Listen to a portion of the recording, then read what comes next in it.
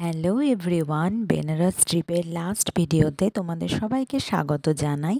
তো এটাই ছিল আমাদের লাস্ট থার্ড ডেতে একদম সেকেন্ড হাফের জার্নি।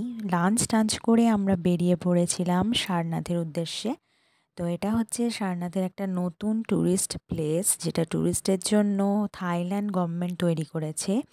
এটা সম্পূর্ণরূপে থাইল্যান্ড গভর্নমেন্ট থেকেই মেনটেনেন্স অ্যান্ড দেখাশোনা এভরিথিং হয়। তো এটা এখন ট্যুরিস্টদের একটা নতুন প্লেস হয়েছে, বাট অরিজিনাল সারনাথটা এখান থেকে বাই ওয়াকিং ডিস্টেন্স যেতে হয়। তো তোমরা যখন টোটো বা অটো করে যাবে, তোমাদের কিন্তু ফার্স্টে এখানেই নামানো হবে। তারপর এখানে দেখবে একটা এক্সিবিশন সেন্টার আছে, যেখানে বেনারসি শাড়ি কীভাবে বোনা হয় একজন অনেক ভদ্রলোক সেটা ডিসক্রাইব করে। আমরাও সেটা দেখে এলাম। আমার কিন্তু তোমরা যদি জিজ্ঞেস করো ওই আসল এবং নকল শাড়ির পার্থক্য, আমি কিন্তু বলে দিতে পারবো। আমি ওদের পুরো স্টোরিটা জেনে এসেছি, টানা বানা কীভাবে বোনে। সো আমাকে যারা জানতে চাও কমেন্ট করো, আমি কিন্তু অবশ্যই বলে দেবো। বেশ ভালো লাগলো। আর ওখানে হ্যান্ড মেড বিভিন্ন শাড়িও পাওয়া যায়, তোমরা ওখানে কিনতেও পারো। বাট আমি বলবো যে হোলসেল মার্কেট বা বেনারসের যে মেন সিটি বা মেন টাউন, সেখান থেকে কেনাটাই বেস্ট।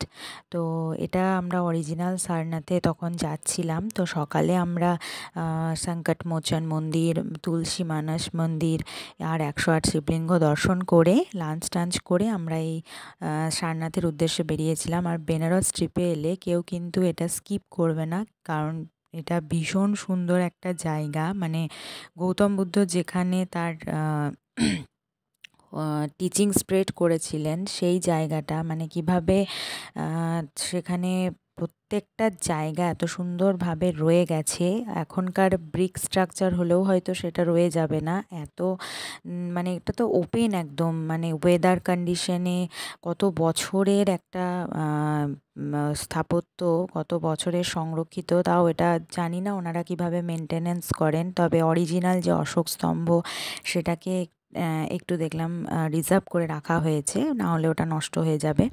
তো এত ভালো ছিল এই জায়গাটা। আমি তোমাদের মাস্ট ওয়াচ একটা মাস্ট সি এই জায়গাটা। এত ভালো, এত সুন্দর, এবং পুরো বেনারস তো ট্রিপ আমরা যেন সকাল এটা থেকে না দেখলে সংকট মোচন, ইনকমপ্লিট রয়ে যাবে। তুলসী এমনিতেই তো মানস কাশী মন্দির বিশ্বনাথ, করে কাল ভৈরব, তারপর সংকট 108 মোচন, এই শিবলিঙ্গ তিনটে তো দেখে দেখতে এখন আছি হয়ই। সারনাথে। আদারওয়াইজ কাশী এটাও সারনাথ বলবো পাশাপাশি খুব রেখো। সুন্দর আর 3 জায়গা, খুব nights and 4 Banaras days trip ট্রিপে ইজ এটা enough for must Banaras. Added একটা জায়গা। সন্ধেবেলাতে আমরা শপিংও করেছি, তোমাদের সাথে তো বেনারসি পুরোটা শেয়ার শাড়িও করেছি। কিনেছি। অ্যাকচুয়ালি বেনারসি ভীষণ ঠিক ভালো নয়, লাগছে, ভীষণ। বেনারসের যে আর আমাকে বিখ্যাত কেমন শাড়ি। লাগছে অবশ্যই জানিও।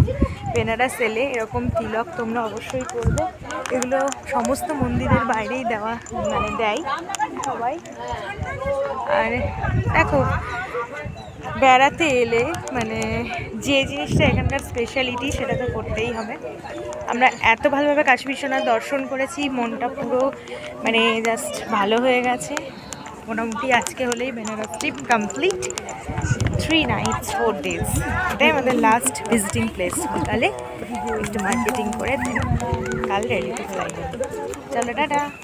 তো সন্ধ্যাবেলায় শপিং করতে যাওয়ার সময় পান খেয়েছিলাম, আবার বেনারসি পান। সত্যি বেনারসে গেলে ওখানকার খাবার তো ট্রাই করবেই, বারবার বলেছি। তার সঙ্গে পান তো অবশ্যই, যারা পান লাভার, আমি যেমন ভীষণ পান লাভার, আমি তো 3 বা 4 বার পান খেয়েছি। আর পানগুলো এত সুন্দর, জাস্ট মুখে দিলেই মেল্ট হয়ে যায়। তো অবশ্যই বলবো তোমরাও ঘুরে এসো। স্পিরিচুয়াল জায়গা ঠিকই, অনেকেই হয়তো ভাবে যে বয়সকালে যাওয়ার জন্য ঠিক আছে, বাট নট লাইক দ্যাট। আমার মনে হয় এই এজটাই ঠিক।